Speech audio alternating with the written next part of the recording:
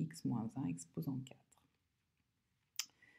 Alors maintenant, il faut que j'étudie le signe de g' de x, le signe de g seconde de x. Donc je commence déjà par chercher les zéros de g' de x.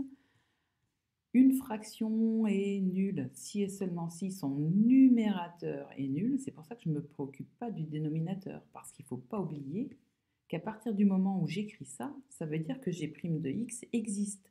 Donc ça veut dire que x appartient au domaine de dérivabilité de g. Et on sait que la valeur x égale à 1, elle est rejetée. Donc, chercher g' de x est égal à 0, ça revient à dire le numérateur de g' de x doit être égal à 0, comme le numérateur de g' de x, c'est cette expression.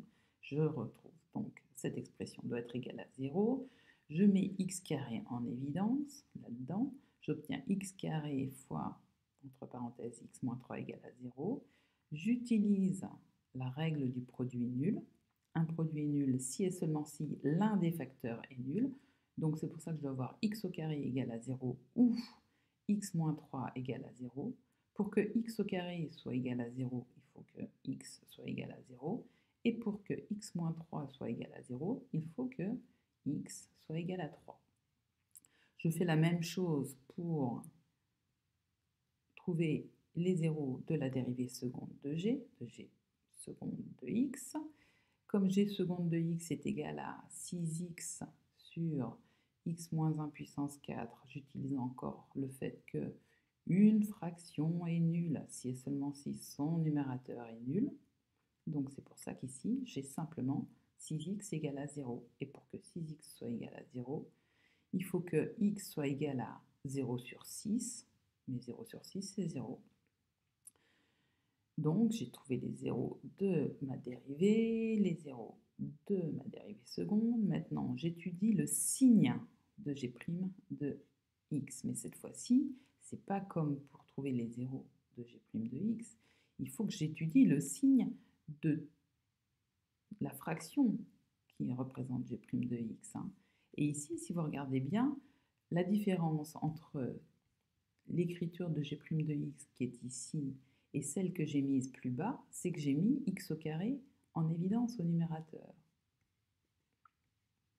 X au carré en évidence au numérateur. Pourquoi j'ai mis x au carré en évidence au numérateur? Parce que x au carré,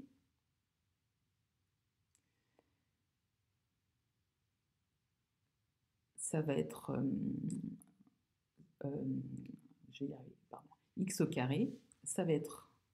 C'est toujours positif. Donc, ce n'est pas x au carré qui détermine le signe de cette fraction. C'est pour ça que je peux m'en débarrasser. Ici, j'aurais pu préciser à condition qu'on ait x différent de 0, mais ça ne pose pas de gros problème ici. Donc, pour savoir pour quelle valeur de x on va avoir g' de x qui est supérieur à 0, eh bien, c'est les valeurs de x pour lesquelles la fraction x moins 3 sur x moins 1 est supérieure à 0. Donc, on fait un tableau de signes. X moins 1, son signe, eh bien, x moins 1, il est positif quand x est plus grand que 1 et négatif quand x est plus petit que 1. X moins 3, il est positif quand x est plus grand que 3 et négatif quand x est plus petit que 3. Et donc, le quotient, eh bien, ici, on a une valeur interdite puisque x moins 1 ne peut pas être égal à 0.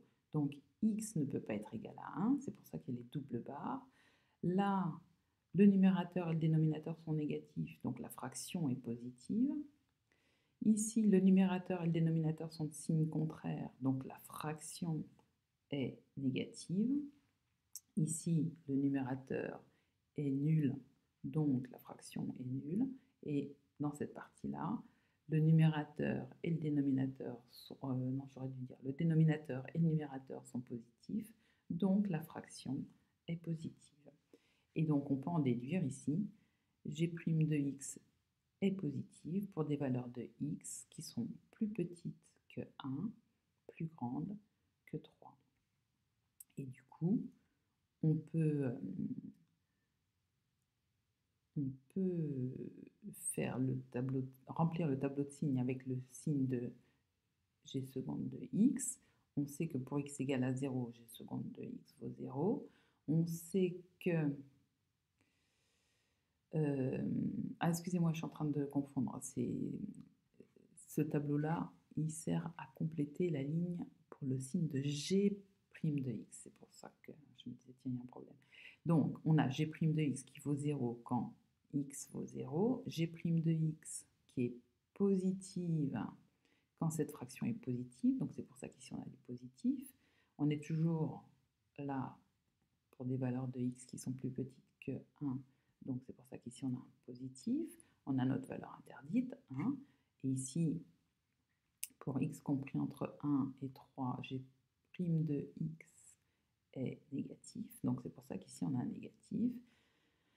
Pour x égale à 3, on a g' de x qui est égal à 0, et pour x plus grand que 3, on a g' de x qui est positif.